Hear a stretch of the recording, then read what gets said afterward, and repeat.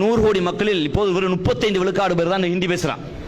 மராட்டிய தாய்மொழி ஹிந்தி இல்ல, குஜராத்திய தாய்மொழி ஹிந்தி இல்ல. எவருடைய தாய்மொழி ஹிந்தி இல்லாத போது இந்தியாவுடைய பாராளுமன்றத்துக்கு உள்ளே மரியாதைக்குரிய ஜவஹர்லால் நேரு அவர்கள் இந்தியாவின் ஆட்சி மொழி ஹிந்தின்னு அறிவிச்சார். உள்ளே இருந்த மராட்டியன், உள்ளே இருந்த பங்காளி, உள்ளே இருந்த தெலுங்கன், உள்ளே இருந்த கன்னடன் எல்லாம் அத்தனை பேர் அமைதியா இருந்தான். நீங்க இஸ்லாமியனாவே பாயினாவே அவன் தீவிரவாதியும் பார்த்து பழகிட்டீங்க. உள்ள இருந்த காயிதே முல்லத்துக்கு நம்ம தாத்தன் தமிழன் தாத்தன் காயிதே முல்லத்தை தான் நிறுத்து போட்டா 50 கிலோ தேராது. ஒரு குள்ளா போட்டிருக்க அந்த ஆள் எந்திரிச்சு, மிஸ்டர் நேரு அவர்களே, இந்தியாவின் ஆட்சி மொழியாக இந்தியை நான் ஏற்றுக்கொள்ள முடியாது, முதலில் நிறுத்துங்கள் என்று சொன்னான். ஒட்டுமொத்த பாராளுமன்றம் அதிர்ந்து பார்த்தது. ஒட்டுமொத்த பாராளுமன்றமும் இந்தியாவுடைய பிரதம அமைச்சர் நேரு, உலகில் மூத்த தலைவர் நேரு, அந்த நேருவை பார்த்து ஒரு கிழவன், ஒரு இஸ்லாமியன் நிறுத்துங்கள் என்கிறானே என்னென்று கேட்டது. அப்போது அந்த கிழவன் கேட்டான், எந்த தைரியத்தில் நீங்கள் இந்தியாவின் ஆட்சி மொழி, நீங்கள் இந்தியாவின் ஆட்சி மொழி என்று அறிவிக்கப் போகிறேன் என்று கேட்டபோது நேரு கேட்டாராம் அவரிடம், நீங்கள் இந்தியாவின் ஆட்சி மொழி என்று எதை அறிவிக்க கேட்க போகிறீர்கள், உறுதியா என்று கேட்டாராம். யார? காகிதம் முளைத்த பாட்டு. இந்த கிழவன் கோவப்பட்டு கேட்டானா, மிஸ்டர் நேரு அவர்களே, என்னை பார்த்து இந்த கேள்வி கேட்பதற்கு உங்களுக்கு தெம்பையும் திராணியும் கொடுத்தது யார் என்று.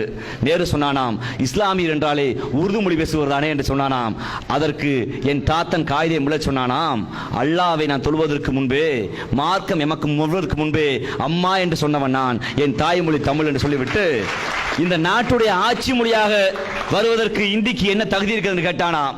அந்த நேரு சொன்னாராம், 35 விழுக்காடு மக்கள் ஹிந்தி பேசுகிறார்கள், அந்த 35 விழுக்காடுகள் பெரும்பான்மையா இருக்கிறார்கள், அதனால் தேசத்துடைய ஆட்சி மொழியாக இந்தியை நான் அறிவிக்கிறேன் என்று சொன்னபோது, இந்த தத்துவம் எல்லாத்துக்கும் பொருந்துமான்னு மரியாதைக்கு முல்லத்து கேட்டிருக்காரு.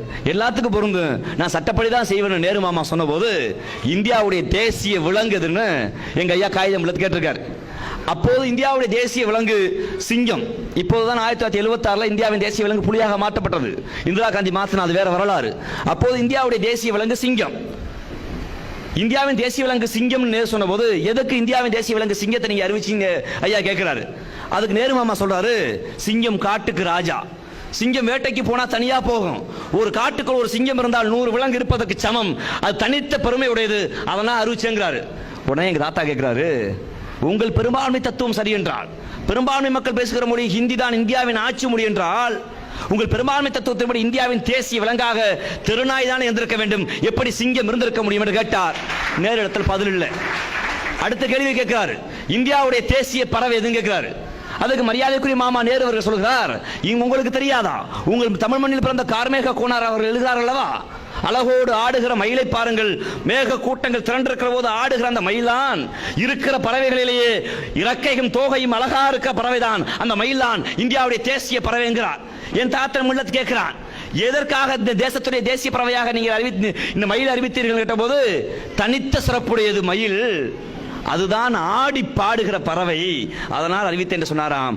என் பாட்டன் திருப்பி கேட்டானாம், இந்தியாவில் பெரும்பான்மை மக்கள் பேசுகிற மொழி ஹிந்தி மொழி என்றால், அது இந்தியாவின் ஆட்சி மொழி என்றால், தனித்த சிறப்பு என்றால், இந்த தேசத்துடைய பெரும்பான்மையா இருக்கிற பறவைகளே பெரும்பான்மையை அண்டங்காக்காதான, அந்த அண்டங்காக்காதான தேசத்துடைய தேசிய பறவையாக இருந்திருக்க முடியும் என்று கேட்டபோது நேரு மௌனமாக இருந்தாராம்.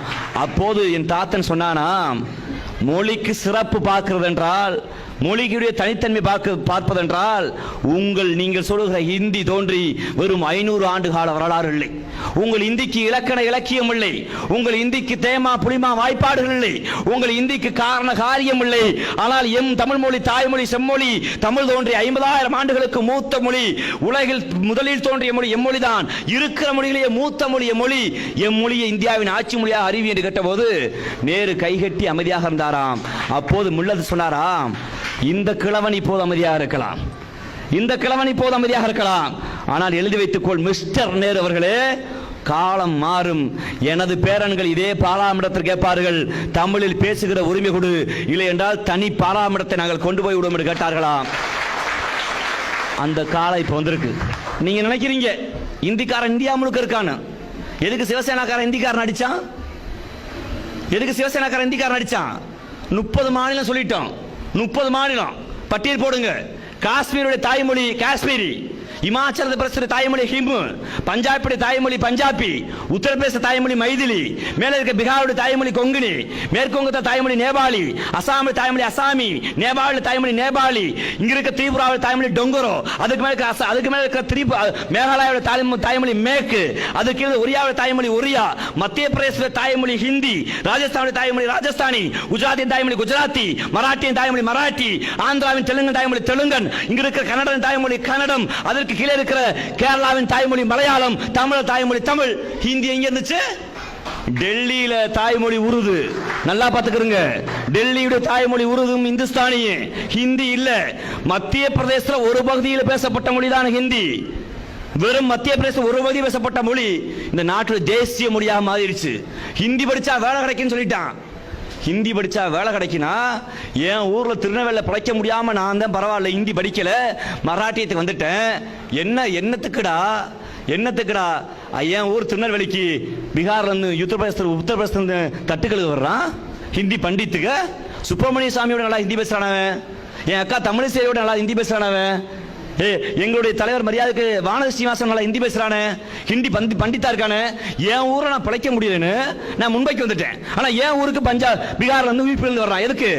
ஹிந்தி படிச்சா நாடு வளருது. ஹிந்தி படிச்சா வளராது சாமி. எதுக்கு உங்க பிள்ளைகளிடம் சொல்லிக்கொள்ள விரும்புகிறேன். ஏன் கருணாநிதி முரண்பட்டு நாங்க